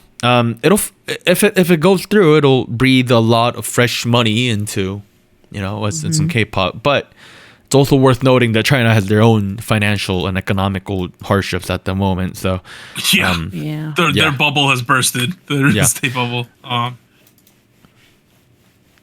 Hey, at a minimum, if you like K-pop, this is potentially a good thing to happen because it means that some of the smaller, let's say, I don't know, we don't know to what extent they would open up, right? Let's say they open it up that they can at least sell albums in China, right? Or do concerts at a minimum, right? Let's say they do that, which is two things. A lot of these smaller groups could probably subsist just on selling albums in China then, It would breathe a lot of life on the lower end. And of course, the big dogs are thinking, we can make so much money now. So it would be a big benefit in general. All right, next thing. We got some Doechii stuff. So, none of this is corroborated or whatever. I'll just say what people are slinging. The mud that's being slung this week, guys. Oh, boy. Doechii's parents claim Bang PD himself attempted to cancel their Hong Kong performance at the Complex Con. Apparently, they state that their contact at Complex said Bang PD himself called us to try to get us to drop you guys. Okay. That was the claim. Interesting. That's a shot fired. Adore came out and said, nope, didn't happen. Bang PD didn't do that. So that's where we are with that, Right. Okay. These days, that's where we are with this. Like, one side says something, the other side goes, nope, and then that's it. That's so stupid. I don't know. Like, okay. If Bang Hyuk actually did that, like, would we be surprised? No. Yeah, like, of course he would. No. Yeah, like... He's got a lot of pull, period. You know? Next one. So this is actually legal stuff. So New Jeans' manager had an illegal detention claim against the door dismissed by the Ministry of Employment and Labor. So this was back when Hybe was auditing Adore to get dirt and see what Minijin was actually up to, right? Mm-hmm. One of the managers was like, they took my phone, they locked me in a room and wouldn't give me my stuff back for like 3 hours, yada, yada, yada. So he filed a complaint. The Ministry of Employment and Labor said, yeah, I don't think you have enough grounds here, so they dropped that. The other thing legally that happened was the complaint filed by the vice president who claimed workplace harassment by high management, as well as the petition from New Jeans fans demanding an investigations into Hani's alleged workplace harassment was also dropped this week. This all sounds very natural to me. So the main reason the Hani thing was dropped is because it is difficult to classify Hani as an employee under the Labor Standards Act, because interpreting the relationship as one between equal contracting parties fulfilling their contractual obligations. So basically, it's not that Hani is an employee of Hybe and Adore, but it's more that Hani has an equal relationship with Adore, so therefore there can't really be harassment if they're the same level, is what the courts deemed. Which Warren mentioned this a while back, right? Talking about like they're kind of hired by them versus like an employee and a boss relationship. No, like if Adore hires graphic designers, that's an employee relationship. Yes. Like, but Adore and New Jeans wrote a mutually beneficial contract. That's the whole deal here. So I had so many company stands who are on my fucking ass about, Adore is the boss and New Jeans is the employee. I'm like, you fucking hell, man. Like, this should be like very obvious stuff. So to sum up, the government basically said, or the courts basically said, because they're equal relationship in their business relationship, it's hard to prove workplace harassment, because in order to get what they wanted, there needed to be like, she's lower than the people she's in her employer. That's what it seemed like. And it seems like based on their contract, that's not the case. Yes. That's at least what I saw. All right, so that's that. That's just the weeds of it. Not too much, actually. We're still waiting for the main thing. This next thing is the last New Jeans thing, but Warren IG hated me on this. So basically, there's all of these like quote unquote music organizations in Korea. They all have like these big ass titles: Korean Management Federation, Korean Entertainment Producers Association, Korean Music Content Association, Recording Industry Association of Korea. They all came out and they basically said, we're kind of against Minijin and this New Jeans situation because we feel that it's tampering. But then Warren said, Doug, take that with a grain of salt, because a lot of these companies are a bunch of BS. Some of them, one of them is ran by the guy who beat up the Eastlight kids. He's like the main director. Yeah. So Warren said, when you see a lot of these giant names or giant companies, just take it with a grain of salt, is what Warren. To add on to that a little bit, like a lot of these associations do serve a functional purpose. Like KOMCA, for example, controls a lot. They maintain a large library of music copyright licenses, information on that, like getting the billing and money back to the original copyright owner. They have a functional purpose. A lot of these management foundations have a functional purpose in terms of like they make sure managers get jobs and things. I'm sure you can assume by my tone that they don't do a whole bunch more except drink a lot with your favorite company's execs. Yeah, and obviously, a lot of the boards of directors of these are really big company-based people. So therefore, logically, it makes sense that they're on the pro Hybe side of this anyway. Pro company, yeah. Of course. So so they're just saying what they're saying because obviously their directors are made up of people from like Starship, SM, YG, Hybe. So of course they're going to be on Hybe side when they make a statement. Yeah, I think I read the list at some point somewhere, and it is very explicitly and implicitly all the K-pop companies that we cover on the show. Yeah. So basically, company people said we're supporting the company in the discussion. So it's technically not news, you know, because like it's obvious why they would. Yeah. I got some little bit of happy news here. So IVE has now broken the record for the girl group with the most hourly perfect all kills in history, surpassing New Jeans. New Jeans had 747 hours. IVE is now at 749 and counting, because this was reported like 4 days ago. Wow. Okay. It's kind of nuts, is it not? Like, it is. In terms of pure charting, IVE is the number one girl group of all time. Okay, that's crazy. I mean, especially if you consider how a large part of 747 is Ditto. Yes.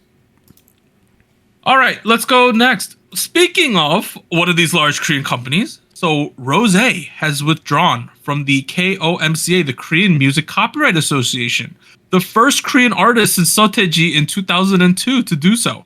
Her copyrights will now be managed by U.S. publishers. So, okay. I don't really know what this means. I am not an expert in music copyright law, right? From what I did see, it seems that the KOMCA has some intrinsic problems with the way they hand out the royalties and manage the copyrights. Like, I heard that there's a huge delay, there's a lot of fees, things like that, which, you know, makes sense. People speculate that this decision is because Rose is doing a lot of her music outside of Korea, and it doesn't make sense to pay fees in Korea and in the United States. So they said, we just want to pay the copyright fees once. I would also think of it this way. This to me is Rose saying we make way more money in America. Doesn't really make sense to do all the calculations in Korea when all the calculations should be happening in America. That's my guess. You know what I mean? No. And additionally, people said that the copyrights managed by U.S. publishers, they have way more leverage to actually do things when her copyrights get infringed outside of Korea. That's what people think as well. But you know, even the comments, people don't know why that. Like, what does this mean? You know, no one knows. And I saw on Reddit, people are like so speculative. No one knows what this means or why, right? To be completely honest, because we don't have that much knowledge of this. But just know, first artist since 2002, and I think it just at a minimum it means she wants to do more in the West, which is good for her. Shout out to Rose. It's like like when you have a bunch of stocks and you were managing all your stocks on Robinhood. And then all of a sudden you were like, I'm going to switch over to like Schwab. You know, that's about it. Yeah. You still have all the stocks somewhere else. So here's the news. Wake One Entertainment, which is presently responsible for the management of Zero Base One, is evaluating a proposal to prolong the activity period. Wow. That's... We talked about this a little, but we haven't seen any of these produced groups successfully extend. The closest we got to Promise 9 extended a little bit, right, before they disbanded in Puttis, but we haven't seen like a proper produced group or Boys Planet, Girls Planet group extend. Well, I mean, we had oh wait, I'm dumb. Kepler, but they lost people. Wait, never mind. Completely wipe what I said for the last couple minutes. So. Kepler did, but they lost two kids as well. Yeah. It would be a feat if they keep the original lineup for Zero Base One too in the proposal. It's interesting because, like, don't you feel like Yehua is gonna say no? Like, am I wrong in saying like they got like four kids in this group, right? Yeah, I think they do. Why would they say extend this instead of debuting their own group? Am I crazy to think that? I don't know. I don't know what they're planning. If they have something else lined up. Like they got Zhang Hao, Ricky, Gyubin, Yujin, and then they have Yoonso and Sungwon in even as well. So they got 6 kids who are in groups right now. That's a group, is it not? Right? So I don't know. We'll see. And you know, if they lift this Thad thing, Yehua's gonna make so much more money. right? So I don't know. If I'm Yehua, I'm not extending. As much as like I would like Zero Base One to continue, from a Yehua perspective, why would you? Maybe they could do both. Like wrap up another year or two of Zero Base One, and then I wouldn't want that for these kids though. That's a lot of work. Yeah. I don't know, man. Well, what do you want? Jung Hao, Ricky, Cuban, and Eugen fans? Is that what you want? Do you want more of this? Yeah, I'm curious. If you're a Zero Base One fan, let us know what you think. Gotta be a little bit realistic about this on a business sense, because on one hand they are selling millions every single time they release, right? So if they're releasing a million every time they release, right? And let's say these Zero Base One kids, it's made up of like, what is it, like 40% Yehua kids, right? So can you sell 400K, 500K every time with just the Yehua kids? I guess that's the real question you're asking yourself. Yeah.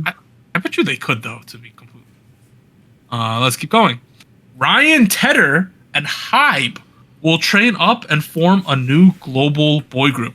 So you're probably wondering, who is Ryan Tedder? I got this, guys. He's the main, the front man of One Republic from back in the day. Oh, wow. But he is also a very notable producer. He wrote Apologize from One Republic, Bleeding Love, Leona Lewis, Halo by Beyonce. Very good producer, yeah. He is a 3-time recipient of Grammy Award of Album of the Year for his credits on Adele's 21 and 25 and Taylor Swift's 1989. So, top tier producer. Okay. That's a big name, right? Look at this. Look at his like accolades, his resume. It is, yeah. Title tracks, yeah. Teaming up with Hybe. I wonder how this actually goes, because like SM's I think their boy group is debuted this week, the English one. Dear Alice. Yeah. Dear Alice, I think it debuted this week, but I didn't hear anything about it, to be completely honest. I have not checked them out. Yeah. So I wonder what that means. I feel like a lot of these K-pop companies got a little gung ho about making global groups, Like JYP with Vicha, like they have issues, right? I don't know what that's gonna happen with that. Yeah. But it seems like the standard right now is Cat's Eye's doing well, right? But we need new music from them. They seem to be doing okay. We can talk about it in the after show at some point. There was a breakdown that someone did on a Korean podcast of all the major labels, and how much the Western push has influenced their income. It's big. You can't blame them for doing this. Yeah, it's big. Yeah, we'll have to see. Hybe is still trying to make some moves, even though they Cat's Eye already at Hybe, UGM, and Geffen. Another global group for Hybe. It's probably the male equivalent of Cat's Eye, I would assume. Trying to do that. So it feels like. So Lisa unveiled the track list for Alter Ego, which is out on February 28th, so in a couple days. She got some. Okay, so we remember Born Again, Doja Cat and Ray, right? Rosalia, we remember that one. Future, Megan Thee Stallion, Kyla. Like, okay, big this is name. kind of crazy, right? She got Future on the album. What the fuck is Future? Okay, it's called "Fuck Up the World" too. Okay. Okay. Look at how she wrote "Bad Girl." Girl. 3 R's. Oh my god, this is kind of funny. There's a "Fuck Up the World" Vichy solo version. Yeah. Am I missing something? What's a VIXI? I don't know. Oh no. We'll have to find out. Interesting track list. Pretty exciting, honestly. Pretty exciting. Next we got. So she's also going to release a comic book alongside the solo debut album. Alter Ego, the official comic. Oh. Okay. All right. That's. Did not see this coming. Same. Next thing, well, 17 BSS, that last track might not have done too well, but we're going to try a new mixture of people here, right? Hoshi and Uzi are going to release a duo track. Oh. Okay. called Beam. They already got a logo already and everything, you know? Wait, Bean? Like Mr. Bean? No, Beam with an M. Oh, Beam. Okay. I was like, who names their K-pop release Beam? Like, Beam sounds cool. Because Uzi's on this, he's 100% producing this, of course, you know? Yeah. Like, I was thinking about it. How much must his royalties be? Like, you know how 17 sells like 10 million albums a year now? He must be making so much money, right? I hope so. Yeah. He has to be. The money. He's probably, at this moment, like, top 5 highest paid people in K-pop, right? I would assume. He's main producer on every single 17 album. He writes all of the songs. It's very high. I wouldn't be surprised, though. He's making, like... I heard someone say he might be making, like, 2 to 3 million a month on royalties. Oh my god. Oh my god. Dollars? Which would be ridiculous, wouldn't it? Yeah. Yeah. Think about the 17 catalog, how many songs it is at this point, and people streaming them on all the platforms in the world, right? Per month. Wow. Plus 10 million album sales a year. Plus the concerts they're going on. Right? We'll have to see if the release quality lives up to that amount of sales. That's true. True. Next, Lollapalooza Berlin. Headliners. Okay. The top liners, Justin Timberlake and J-Hope. Oh, okay. J-Hope. Isn't that crazy? Isn't that crazy though what we're in now? Who else do I recognize? And Ive is here too, on the third line. Oh, wow. Oh, there you are. Okay. Nice. Ive's gonna be in Berlin. That's something. That should be fun. It's amazing how we're at this point now where like K-pop things are just like, yeah, they're like in the top 4 lines of these gigantic concerts that occur, right? Yeah. Didn't J-Hope feature on like a Don Toliver track like last week or so? Like, Did he? Yes, he did. Yeah. yeah, like He's making moves right now. dropping another album maybe. He's appearing on I Live Alone this week too. Oh, He's gonna show off his apartment, which is gonna be crazy, I would assume, right? Cool. Oh, man. It has to be a nice apartment. I'm curious what it looks it's like. gonna be MTV Crib all over again. So we got that. Next, we got the venues for the Blackpink World Tour, right? So, Los Angeles SoFi Stadium, the football stadium. Chicago Soldier Field, which is where the Bears play. Oh wow. Toronto Rogers Stadium, which I believe is where the Blue Jays play. Toronto Blue Jays. It is. It's a baseball stadium. We have Citi Field in New York, which is where the Mets play. That's crazy. Stade de France, which is the French national team. Oh my god. We got the Olympic Stadium in Barcelona, London Wembley, Tokyo Dome. Ooh. Oh man. These are big big venues. They're huge. Doesn't get bigger than this, let's be honest. Yeah. Well, it does in New York. City. Oh, really? They could have done MetLife. It's bigger. Oh. Oh, okay. That's Okay. You know what? You got a point there. Fair, right? Fair. But for a lot of these ones, they are doing the football stadium, right? Like Soldier Field is where the Bears play. So I'm gonna guess that. My guess is that MetLife is busy that day. If I had to be. Maybe. Well, looks like Blackpink still has room for more growth. So that's what I'm Of hearing. course. Yeah. So if they're doing this tour from July, right? If they're doing in Korea first on July 5th, I would assume we're getting new music in June then, wouldn't you think? I would hope so. Right? Something Are before we getting the new music this tour? year? Is that Yeah, they announced that they're gonna drop an album, I think. how much do I believe this though? That's the thing. Facts. much of it is Um, these tickets are gonna be tough and they're gonna be expensive. I kind of wish it was at MetLife because for me, Citi Field is like 3 hours of public transportation away. Like it's so far. Why would you take? Yeah, it's much closer to me than to you. Yeah, it's in Flushing. Yeah. So far away. I don't think I'm gonna make it out there. Let's be honest. Oh. Do I go? think I so. live about half an hour away by public transit. No, This is that's very not far. accessible for me. Just take the 7. It drops. There's a stop. Yeah, There's no, a stadium exactly. stop. I've watched a couple games there too. You know what I mean? Like, You should probably go, dude. It's gonna be a big event. yeah, but do I want to pay The crazy ticket price for Blackpink. It's gonna be like 300 for nosebleeds, probably. 300. And it's going to be a Saturday in July. You know how hot and sticky it's gonna be out there. Saturday. I don't think I want to spend my birthday weekend hot and sticky on a. Actually, maybe I do. I don't know. We'll have to see. Think about it. I'll put it on my list. Finally, Card. They canceled the entirety of their North American tour. What happened? So apparently, DSP is working closely with the promoter Connect in the United States. They could not get the visas in time. Oh my god. No. Now I don't know if that's like they made a mistake by submitting the documents late, or if the US is just not giving out visas right now because we don't know what's going on, right? But they canceled the entirety of the tour, which is very unfortunate for them.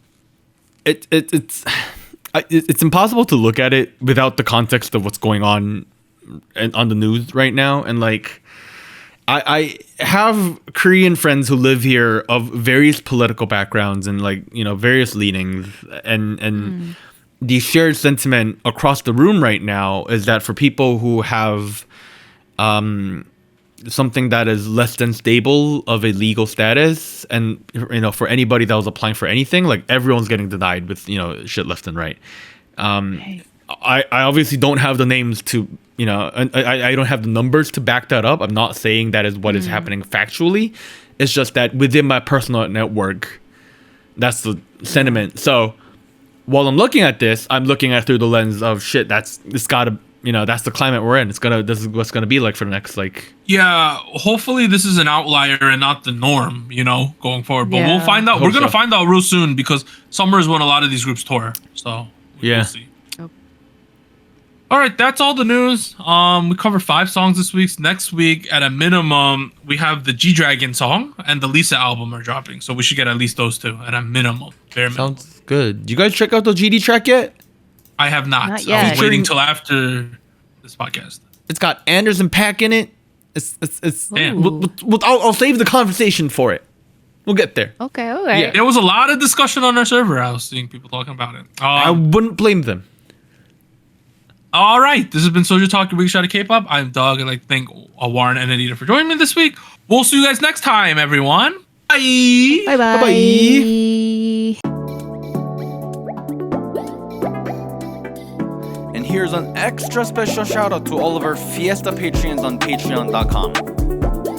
Bagel, Charles, Cotton Ball, Ellie, Gogu Mama, Honey Pools, Liam's Games and Toys, NJ Parks, South Texas Once, Siu Sumi. And thank you for joining SojuTalk, your weekly shot of K-pop. Thank you, really.